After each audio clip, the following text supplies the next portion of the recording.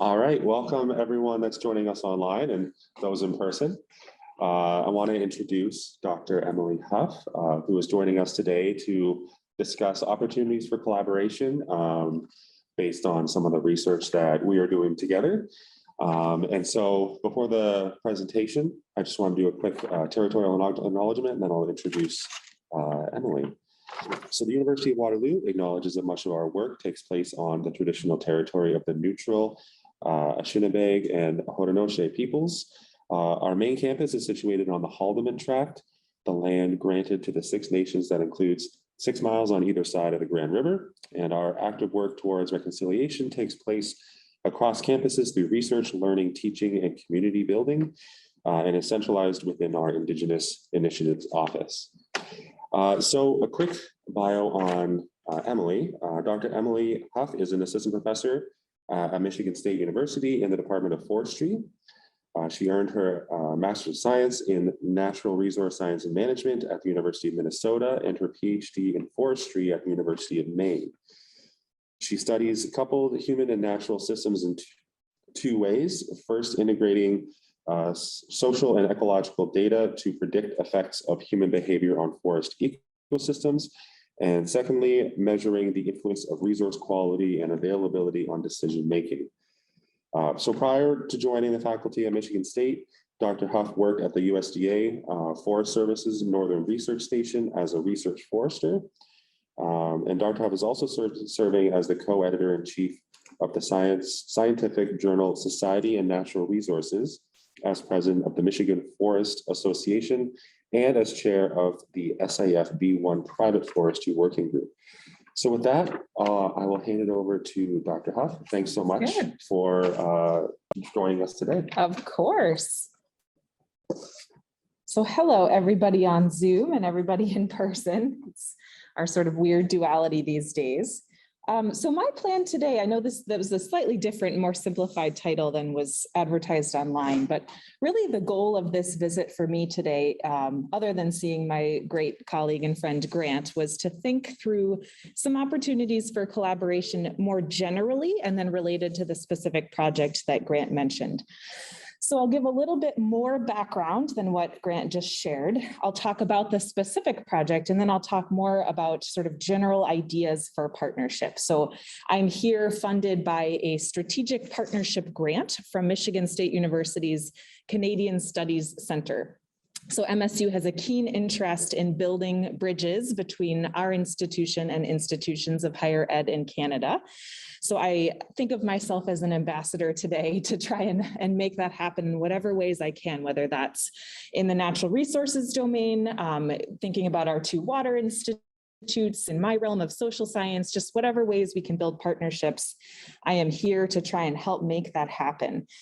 And I think part of that for me is driven by a personal kind of story. So my career trajectory, as Grant described, I have studied and lived most of my professional life no more than about a 4-hour drive from Canada. So at Minnesota, I could get to Canada. In Maine, I could get to Canada. Right now, I'm actually living in the Upper Peninsula. These are some images of my backyard where I live in the winter, in the summer. And here's a wood pile. We heat our house with wood. We have moose in our backyard. So most of the time when people say, "Where are you from?" I just say Canada, because it's a lot easier to describe. And the sort of lifestyle that I have seems more congruent with the far, far north. So that's just a little personal anecdote. But then as Grant mentioned, some of the ways in which I have explored my passion for sustainable resource use has been through forestry primarily, but also kind of more generally looking at the social aspects of natural resource management. So I started down that path with my bachelor's degree, looking at why sugar maple as a very important species, both in the US and Canada, might have been shaped more so by cultural factors than by natural kind of species range factors in that particular region. I then kind of moved on and got a master's degree in natural resource science management. So more on the natural side of science. So looking at red pine and how it develops and its structure. And then I pivoted for my PhD to look at private woodland owner forest management. So took a lot of coursework in sociology, psychology, computational modeling, and sort of that's where I found my passion was at the intersection of natural and social sciences with that focus on resource management. And then lastly, before coming to MSU, I actually worked for the US Forest Service on the National Woodland Owners Survey. So that's just a little bit of my background. But when I think about both the project that Grant and I are working on and where a lot of my work is headed, it's really the fact that more and more resource managers, and that could be public, those who kind of steward the federal or the crown lands, but also those who are responsible for some of the large private resources that we have in North America, are coming to recognize that social and political issues are really important, and not just really important, but it's also about distributional impacts. So this was a quote from somebody who participated in a summit that I ran, trying to understand how we can come together in forestry to have a unified R&D agenda. And this person commented, I think these distributional impacts, who wins and who loses, depending on how we manage a particular resource, have to be our primary consideration when we think about R&D and resource management. So how I define what I do, and honestly, we could replace this word forestry here with natural resources, because I think that forestry is sort of a subdomain within this broader umbrella of human dimensions. Some people call it conservation social science, and it is sort of related, I'd say, generally to environmental studies and environmental science.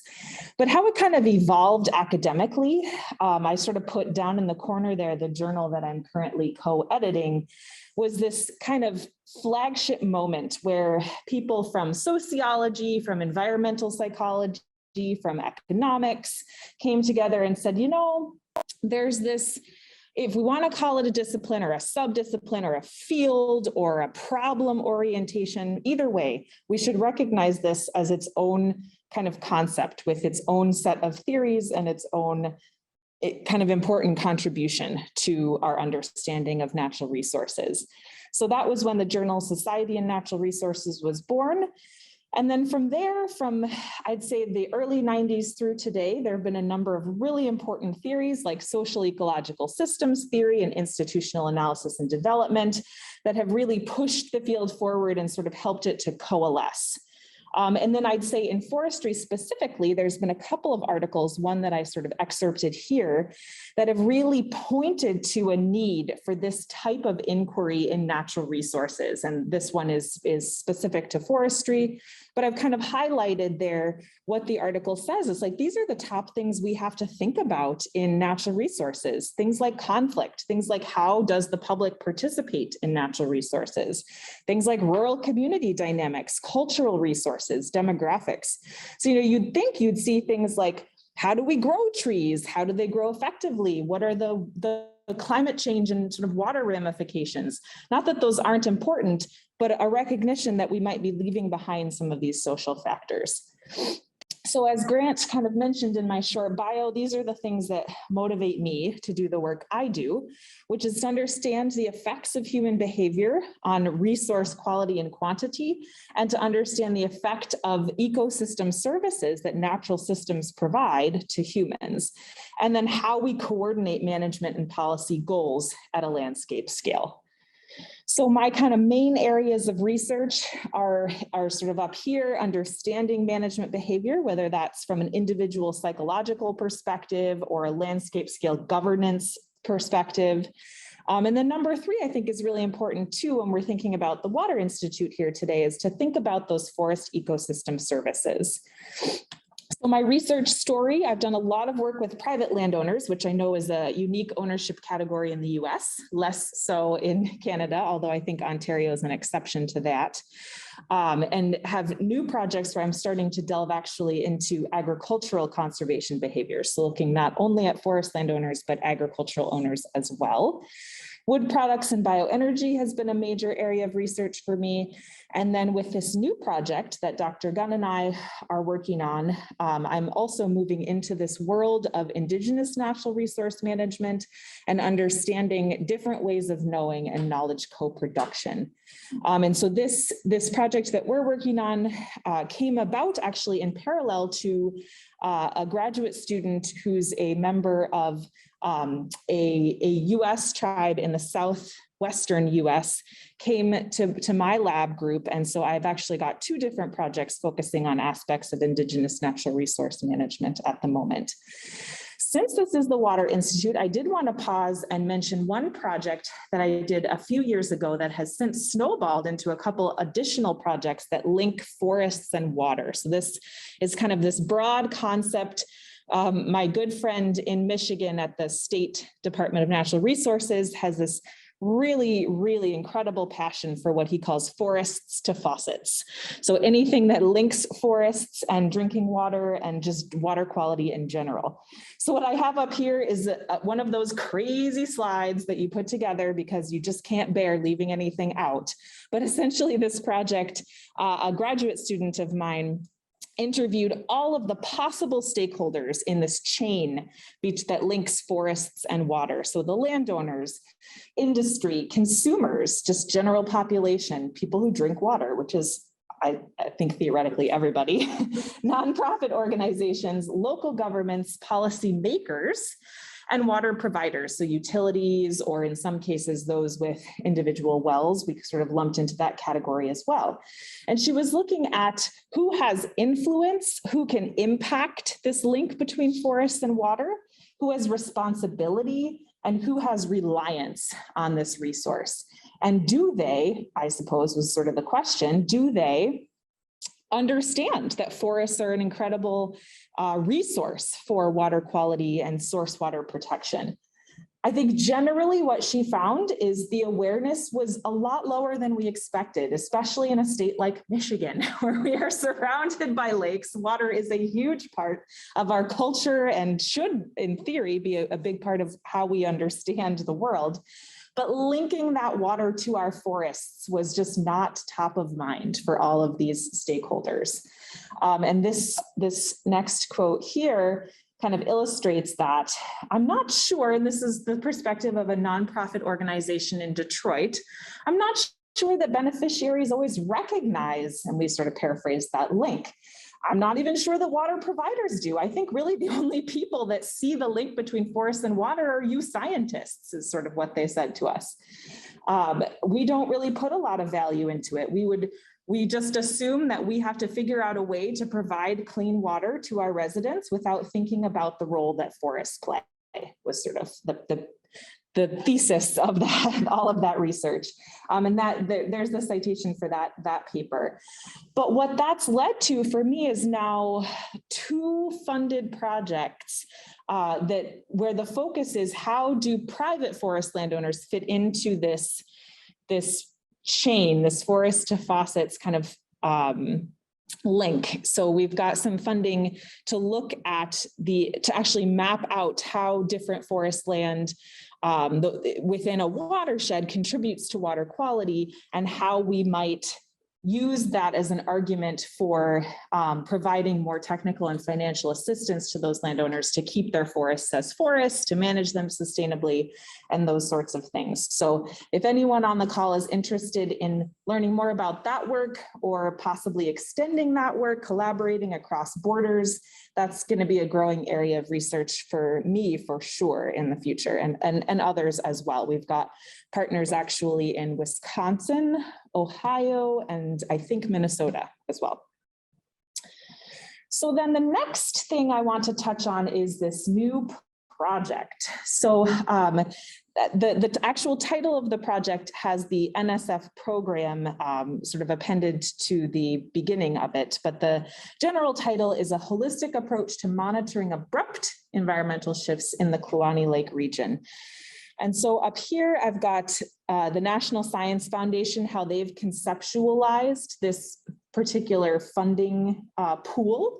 So this is navigating the new Arctic. I know we all realize that the Arctic has been there for a long time, but to NSF, what the new Arctic really means is a renewed focus and a renewed understanding that this is an incredibly important region, is also a major frontier in terms of the effects of climate change, and just a way for us to understand how social, natural, and built systems link up. And so I don't think NSF coined the term convergence research, but it's really taken hold in this funding entity. And this is the sort of chart or graph that they use to try and communicate what convergence research is. So rather than having, say, a bunch of social scientists over here and some natural scientists over here and some engineers over here that then kind of tell each other what they're doing, the hope for convergence research is that we're all sitting in the same room, developing a common language and developing research questions that actually draw from our disciplines and converge, as opposed to just, oh, by the way, I'm going to do this survey and then you can use those results for the work you're doing. No, it's like, let's get the engineers and the natural scientists involved in developing that survey. And let's get the social scientists involved in designing and developing research protocols, say, to understand patterns of glacier movement and hydrology and those sorts of things. So the really cool part about the National Science Foundation is that they've also recognized that sometimes great research can't be designed or invented without quite a bit of effort and time and money. And so they have this category called a planning grant that allows a team of scientists to do just that, to actually plan, to have some money to plan the research they're going to do. And that, I think, is an insightful way to approach research, in part because what that allows a team to do is to be sensitive and actually budget for conversations with local communities. So before you just march in there as scientists and say, we think we need to know this, and we think this is what will benefit your community, we can take a step back and say, actually, let's go into the community and figure out what's the best research approach for this particular region. So I guess by a sort of series of connections, and Grant was telling me before this presentation, there's even more connections we didn't even know about. And I'll show you sort of who the we is in a little bit, made a connection with the Kluane Lake Research Station. And this is in the southwestern Yukon Territory. And learned by talking to some folks there at the station that there's been a pretty intense, abrupt environmental change. So warming temperatures led to a receding glacier, which had previously served as the headwaters for, I'll just say Kluane Lake, because I won't be able to pronounce the indigenous name correctly, but it is also the largest freshwater lake in the Yukon Territory. And this recession has therefore led to considerable deviation in that, in those headwaters, which then in turn has led to the lowest lake water levels on record. And as I said, I am a social scientist and not a hydrologist or a glaciologist, so I won't be able to answer specific questions about that. But learning about this situation led us to think this is a region we as a team are really, really interested in helping as best we can and plugging into, and in learning about the communities and how, if and how they're adapting to this, what we're terming abrupt environmental change. So another key piece of this, because we have the time and space and funding to actually figure out what the best research approach, if and what research might be needed, is this kind of concept of knowledge co-production. So for those on the call, you may have come across participatory research or community engaged research. I think there are some subtle differences between all of those terms, but the general idea that's the same in across all of them is that the locus of power rests with the community. So I'll show you another figure on the next slide, but essentially we want communities, we want the average person living in that region to guide research development. So that may look a number of ways. It may look like participating as a key informant. It may look like assistance with data collection, paid assistance, of course. It may look like sitting at the table and helping us think about what research would impact their community in positive ways. So there's a whole range of ways that knowledge co-production can take place. But I'd say the general summary, so up there on the left is a figure that I pulled from a paper by Robert Bonney et al. And that is that there can be co-created, collaborative, or contributory research, participatory research. So what we are looking for is that sort of outer ring, this co-creation. So not just coming in and helping to collect data or to help us interpret, what does this data mean after the fact? No, it's help us define the question or issue and help us frame the study so that it will be most useful to you as a community. And this approach we feel is one that resonates because there have been a number of problems, I'll just say that, problems, challenges in terms of knowledge co-production and work in areas that have Indigenous communities. So one of those has been that usually researchers are viewed as the producers of science and technology. And therefore, if that research is adopted and understood, it will improve the well-being of Indigenous communities.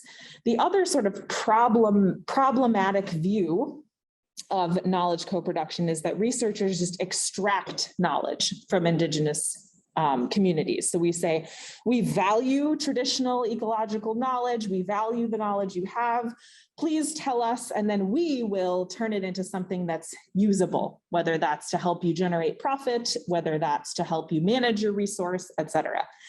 So what we as a team are saying is that we'd like to reject both of those approaches and instead strive for something else. So something where the community can come and tell us what they need, what would be most useful, and how they would like that process to take place. Do they want to be interviewed and have their knowledge shared or not? Do they want to abandon this kind of concept of hypothesis testing, or are they really interested? We'd like to test some kind of question or something like that. So really to start from scratch is how I think of it. And there's this other figure up here too, which is that we recognize that knowledge systems might be different, but there are also some ways in which they might completely overlap. And so our goal in this planning grant is to just define this space. So to take this figure with the two knowledge systems and say, does this even make sense? How do our knowledge systems relate to one another and how are they different? So like I said, start from sort of square one.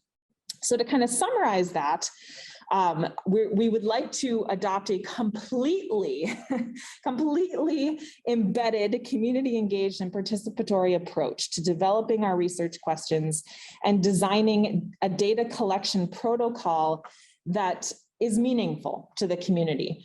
So when we go to write the next NSF proposal with lots more funding, we can budget appropriately for how the community wants to be engaged in research in that region. Whether that's, hey, we would love to participate. We've got youth that would love to go out and collect data, or no, we're good, but we'd love to have you come and do this research. Let's think about budgeting for this, or this, and also to result in educational outputs as well that come back around to the community. So another way to frame this as well is through this concept of place-based learning communities. So to the extent that people have the time, energy, and enthusiasm to really turn research into living laboratories and to support people in reaching whatever their goals and needs are. And I put sort of this last image on the slide too, just to sort of remind ourselves why we're doing this. And that is because the focus that NSF has on this new Arctic region is in part because that's where we're going to see some of the largest temperature differentials and swings and some of the challenges we're going to face as a result of that. So climate change related impacts are going to be felt, we think, more severely in this region than say where I live in Michigan. So what are we actually doing, or at least what did we tell NSF that we're doing? It's actually a fairly simple project when you really look at it. So we're performing what we've now decided are two potential needs assessments. So one is to take a look at the region. This is sort of analogous to a literature review, but rather than looking just at published literature, we're going to figure out who is doing what in this region. So I would call it almost a research review, so that we are adding and leveraging what others are doing, adding to and leveraging what others are doing, rather than coming in and saying, let's reinvent a bunch of wheels.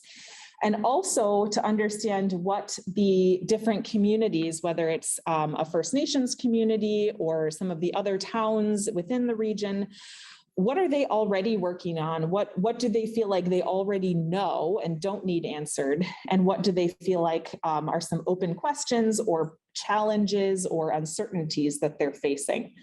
So one of the things we'll be doing to accomplish that activity, or to perform that activity, is to hire a liaison between our research team and all of these communities. And we've identified a wonderful PhD student who's currently at Kluane Lake Research Station, who's very plugged into all of the local groups and who really understands research. So that term liaison, she really has, I would say, a foot in both worlds, is going to help us with that. As part of this grant, we're also going there. So site visits is a big part of this. As all of us said, we got really excited about working in this region, but we understand that research is very place-based. So part of our goal is to go and to see and to experience and to understand what the region is like. And then the culminating activity is a stakeholder workshop that's going to incorporate everything we've learned and create kind of a structured process to co-design the research that we'd like to then propose back to NSF as our follow-up to the planning grant. And that's a little bit, the motivation for being here today, in addition to sort of broad partnership exploration, is that we would love to have other scientists at this stakeholder workshop. And I use the term scientists very loosely. We would love to have those who want to contribute to this project in some way. If there's a way to get you to this workshop and be part of this co-design process, we'd love to have those conversations. We've got a little while to think about it. I think we're aiming for end of 2023 for that stakeholder workshop. We're going to learn when the best time to visit the station will be in the next year and a half. And if you can't participate in person, we're thinking about ways to bring people in digitally as well to that workshop. So definitely have that at the back of your mind. And we were recently also made aware that, we're not the only ones doing this. There's an initiative called Bringing Research Home that's housed at UConn University. So part of this too is, as we start to describe this project, we are humbling ourselves for the academic and non-academic communities to say, if we can contribute to something, if we can help to strengthen this research network and develop this proposal that brings additional funds and support to the region, then we will call the project a success. But again, not trying to step on toes and reinvent wheels.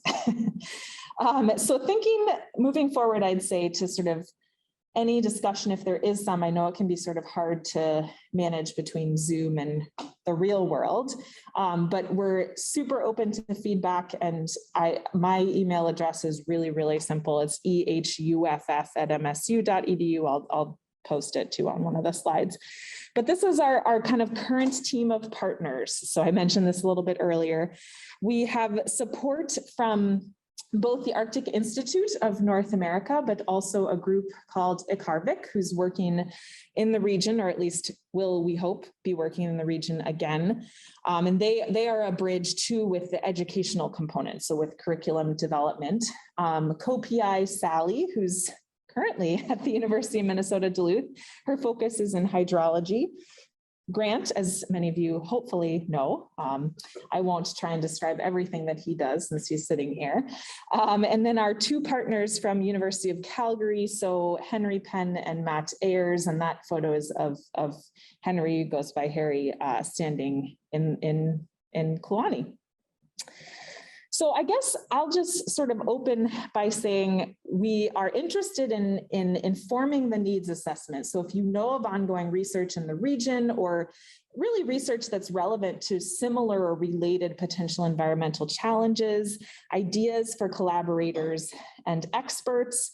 And then I sort of mentioned more broadly interest in additional research partnerships with Michigan State. So I sort of feel like I'm here both for a specific purpose and then also just to think about ways in which research platforms can overlap between MSU in both natural and social science domains. So that's really it for the meat of the presentation. I don't know if and how we could handle questions. I'll turn to Julie here. So yeah, we get some questions coming in through the Q&A. I'll read them out for you. Okay. Usually takes people a few minutes to get warmed up and make comments. Stop.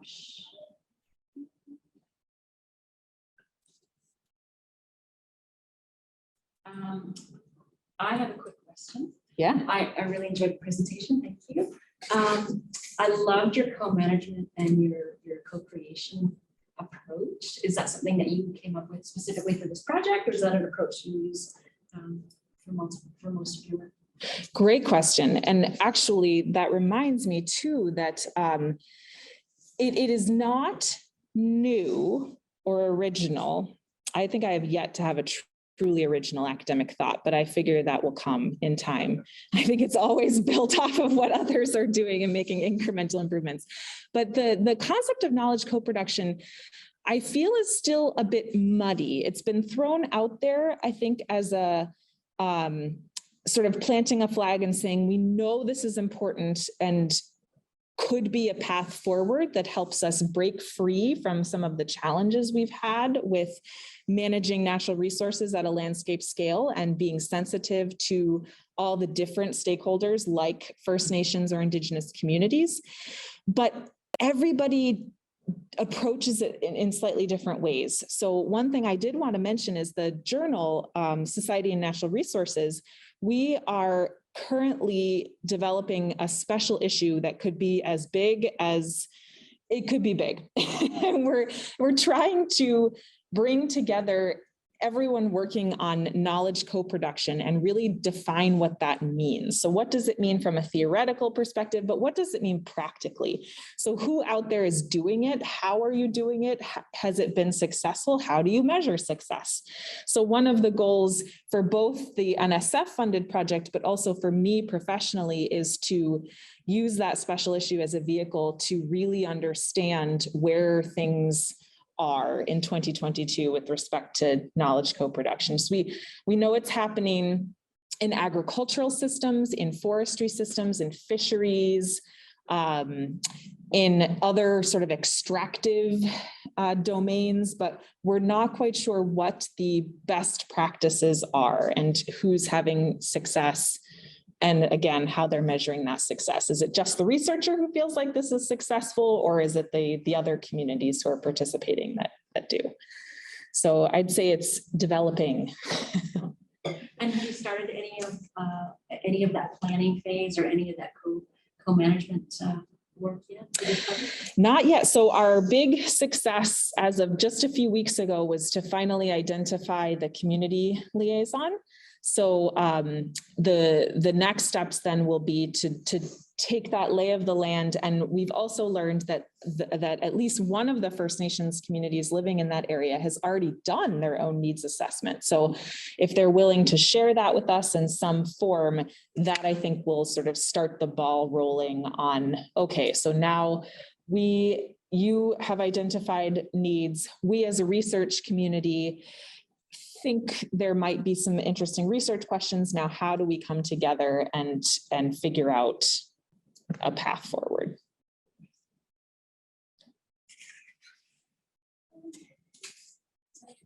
Anybody in person have any questions? No, I just want to thank you for the great presentation. Yeah, thanks for coming. And there's no questions online. Will you type my email into the chat box for them? Sorry, it was just ehuff@msu.edu. I was going to ask the First Nations that are there, are they already involved in this area? Like you said, that was you showed the image of the research facility. Or is there already involvement with the communities nearby, or is that something that's just being developed still? Yeah, that's a really great question, and one that I probably can't answer as precisely as I'd like. I think through the incredible work of Dr. Penn and Christina, who's the PhD student that we're going to work with, and Matthew, there's been some exchange, I'd say. And with the Bringing Research Home effort, that looks like one of the first attempts to kind of formalize that exchange, because there are members of those First Nations communities on that broader team. But that's part of what we need to learn is how, to what extent have those initiatives captured all the different possible research domains, and to what extent does everyone feel like they have a seat at the table and their voice is being heard, and those sorts of things. So to be learned, TBL. Okay. I do have a question. Oh, sure. If you have a moment. Yeah. Nancy is asking, sometimes researchers find that university admin can get in the way of co-production with Indigenous communities, such as in limiting how they can get reimbursed. How responsive is MSU around some of these issues? What else could the university administration do to support co-production work with any community? Yes, such a good question, and top of mind for me as the PI of this grant responsible for all of that nonsense. Sometimes I feel like PIs end up doing far more paperwork than actual research. But what we've learned working with MSU, so MSU has a couple of different mechanisms that I think are making progress towards that. One is that we have a Native American Institute that has helped kind of push the university towards some institutional change with respect to how communities are engaged, at least in the US. The other is having advocates within our administrative staff who will push back against university policy. So for example, we've got all the different ways in which we can pay out somebody as an employee or as a subcontractor, as a subaward. And so to say, we're going to relax that rule and let the community come to us and say, this is how we feel we can be meaningfully engaged in the project. There's been some, I'd say, road bumps still with that process, but I think there's a growing acceptance of alternative strategies and in ways that we can rewrite policy. What we did for this specific project was to actually, I can go back. So the Arctic Institute of North America has served as our conduit. So they already established relationships with both of the First Nations communities in terms of payment and invoicing and things like that. So MSU felt comfortable just shoveling money to them and letting them do that since they had that existing relationship. I think also for tax purposes, it made a lot more sense. So sometimes it's just a matter of sitting down with our contracts and grants office and saying, this is what we need to do to make the funder happy. Let's figure out a way to do it. Let's be open and flexible to it. So it takes a lot more work, I'd say, but there's hope. Is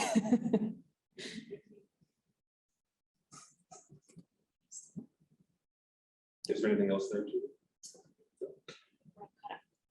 I think one of the thoughts that I had too was really in thinking about the planning grants, kind of the purpose of the planning grant is to develop these research questions, but also develop research teams. Yep. So that's one of the big reasons that you're here is as you're showing on the slide, we have Sally, who is the hydrologist, biogeochemical cycling within water, right? Mm-hmm. And then myself, who's more focused on remote sensing, cryosphere components, and then yourself, who is more focused on the forestry aspect. And so we do have these three kind of expertise, but building that out, I think, is what we're really interested in achieving. Yep. So yeah. And I think too, the balance,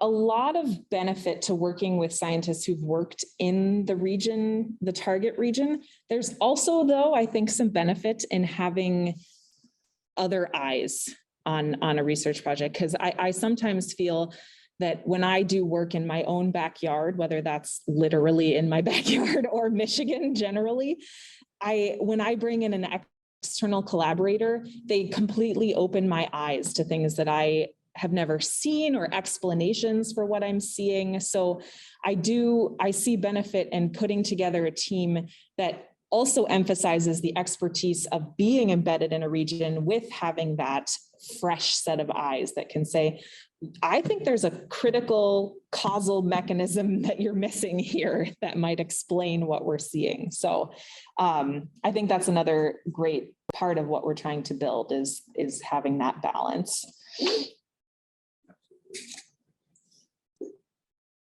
So our next steps for the planning grant is, I think we're planning either September or October to visit. Yep. And there's a kickoff for the KLRS. Yeah, so KLRS is having their, what did they call it? Was it an annual meeting? Open house, I think. Open house, yeah. Yeah, and we have yet to actually visit and see the site, but it sounds like a pretty amazing place. And station use fees are quite reasonable, as I learned putting together the budget. So yeah, I shouldn't say the more the merrier without checking with Harry first, but. And then one of the things I think NSF has been open to is international collaborators, which Yes. has been problematic in the past to get Canadian institutions and American institutions together for an NSF, but we've been really excited that University of Waterloo was able to come on this NSF and be successful. Yeah, I mean, so from my perspective, putting together the final grant application, it was one paragraph that said, why are we giving money to Canada? Basically, NSF said, if you can't find an American equivalent, just tell us why you need the Canadian institution. And I didn't actually have a very compelling paragraph, and they still, so I think there is at an institutional level, a complete relaxation of that sort of, let's keep funds to American institutions and more, what do you need to do some cool research? And particularly, when you think about the Arctic, the US is not the Arctic. So if we're going to do meaningful work there, we have to partner with institutions who are actually in these regions. So yeah, I do think for the follow-on research proposal, having subawards to Canadian partners will not raise any red flags. I think more than half of this funding went to Waterloo and then Arctic Institute in the end. So.